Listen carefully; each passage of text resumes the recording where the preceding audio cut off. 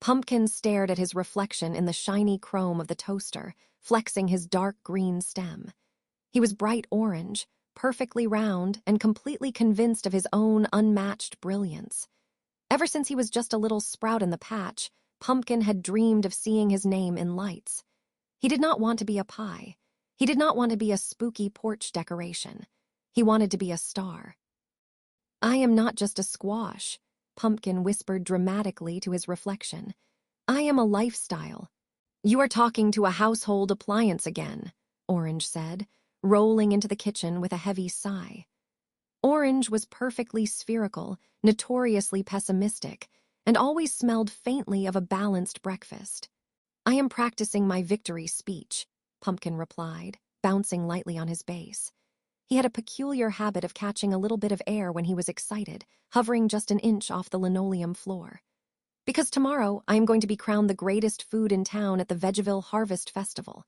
Mayor Mellon is judging, and I am going to dazzle him. Do you know why?" Pumpkin paused, flashing a goofy, lopsided grin. "Because I am absolutely gorgeous."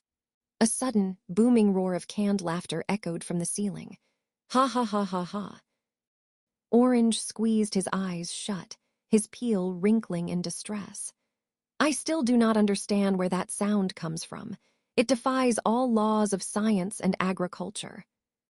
"It is the universe validating my comedic genius," Pumpkin said proudly, landing back on the floor with a soft thud. "Now, where is Kiwi? We have work to do."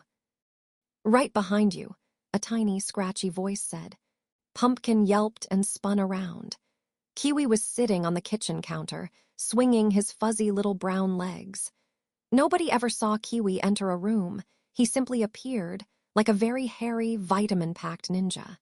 "Excellent," Pumpkin said, hovering a little higher so he could look Kiwi in the eye. "Listen up, my slightly less impressive friends. The Harvest Festival is tomorrow, and I need a foolproof plan to prove I am the ultimate edible specimen. I have decided to invent a brand new dish to present to Mayor Mellon. I call it the Tutti Frutti Vegevolcano Supreme, and I need you two as my assistants." "Assistants?" Orange grumbled, rolling forward.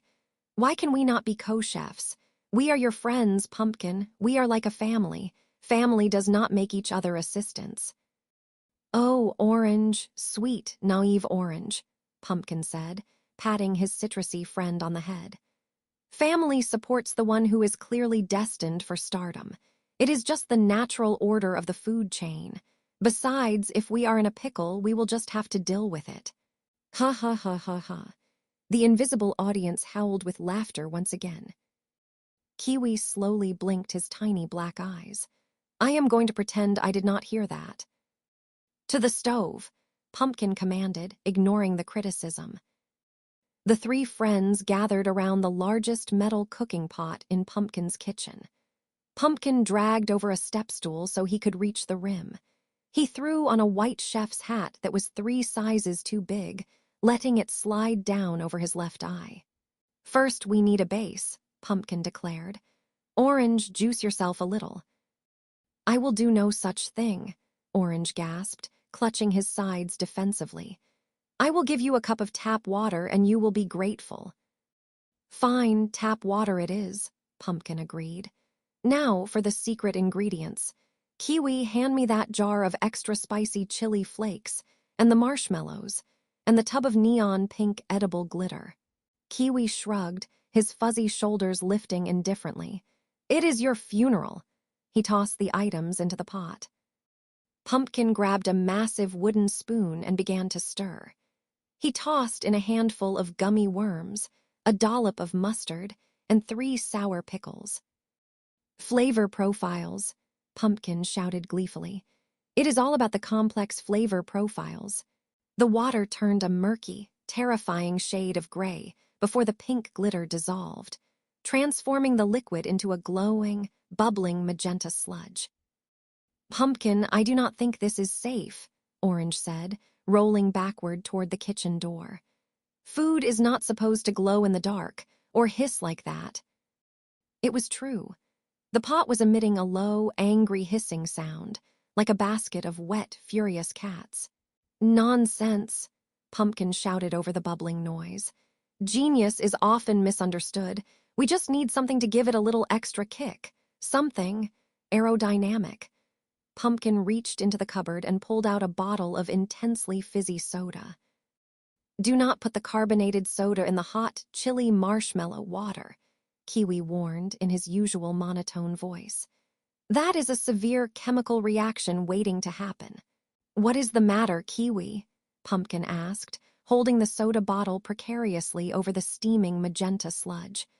Are you afraid things are going to get a little explosive? Ha ha ha ha ha. The laugh track roared louder than ever, shaking the kitchen cabinets so hard the plates rattled. Stop making bad jokes and put the bottle down, Orange yelled, his peel turning a shade of pale yellow. But Pumpkin was too busy soaking in his imaginary applause. He struck a dramatic pose, taking a grand bow for his invisible fans. As he tipped forward, the oversized chef's hat slipped completely over his eyes. Blinded, Pumpkin lost his balance on the step stool. He flailed his stem wildly, hovering frantically to catch himself, but his goofy flying skills failed him.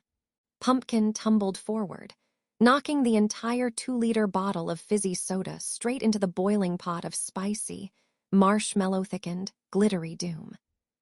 For one agonizing second, there was total silence in the kitchen. Not even the laugh track made a peep.